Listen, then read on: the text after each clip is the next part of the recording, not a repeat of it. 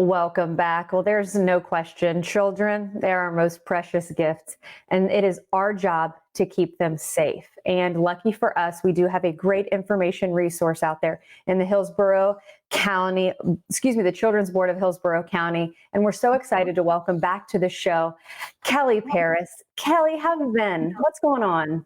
Oh, we are busy on this end at the Children's Board, but glad to see you again. Of course, we're going to be talking about preventing needless deaths among children. That's going to be the focus of today's segment. But overall, during this time, you and I were chatting before we got started that you've really been impacted and seen a lot of families not reach out and have not used the resources that you're able to provide. But it's kind of changed everybody. It has changed the whole fabric of the county, really. We have such a service industry in Hillsborough County and in Florida in general, but we have seen people that have never been in the system before impacted by this COVID-19 pandemic.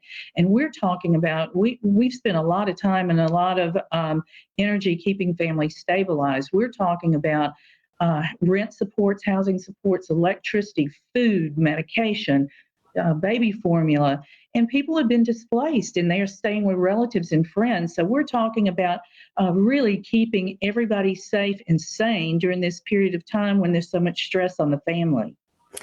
And regardless of this time frame, one of the segments that we always try to do here on the show is talking about preventneedlessdeaths.com. We're taking a look at some footage, of course, the website below.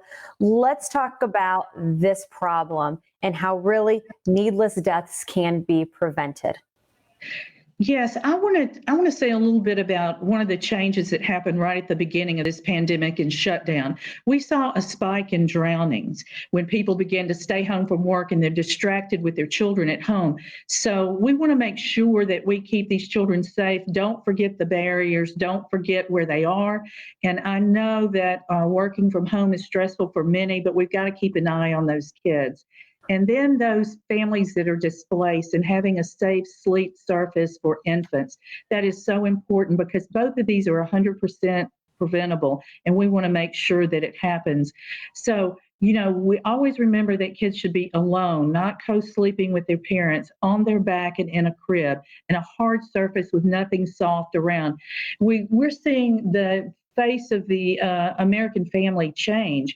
So lots of grandparents are taking care of children. And when grandparents were raising children, it was not alone on your back in a crib. It was on your stomach, on your side. Anyway, it was comfortable for an infant to sleep. But that's not the way it is today. We know we have scientific evidence that shows alone on your back and in a crib is the safest way for an infant to sleep. It's funny you should say that because I remember when I had my child and even my mom, we talked about the differences that we were able to see from when I was a baby per se to my child who's now 3. And I want to throw this out there. 74% of deaths in babies under 4 months are because of this. Let's talk about, you say, of course, being on the crib, being on their back. What are some of those other pointers to make sure that this number goes down and becomes really non-existent? One of my frustrating issues is the retail market, because when you go to get a crib, you have bumpers everywhere, pillows everywhere, all of these stuffed animals in the crib, and it normalizes that. And it cannot be normalized, especially in those first few months of a child's life, because it is so very dangerous. And this is an issue that parents never get over because it's preventable. And knowing that tears the family apart. And even if it's a grandparent or a friend, you've got to make sure that you have transferred that information to whomever is taking care of that infant and has a responsibility for that infant while you're away. I mean, it's a tragic, tragic accident. There have been 9 deaths so far in Hillsborough County from unsafe sleep in 2020. But when you look at the big picture, there have been 166 over a 6-year period in Pinellas, Hillsborough, and Pasco. You can't even wrap your head around that. No.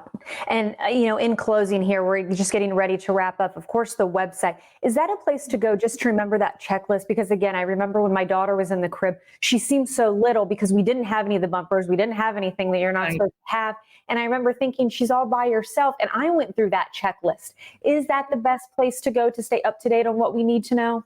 Absolutely. Absolutely. And just know that if you are taking care of a displaced family, that you have a responsibility also to make sure you know the up-to-date information. A really good point. And again, just so many resources out there. The Children's Board of Hillsborough County. Kelly, I really always appreciate your time. Thanks for being Thank with us you. again. Always good to be with you.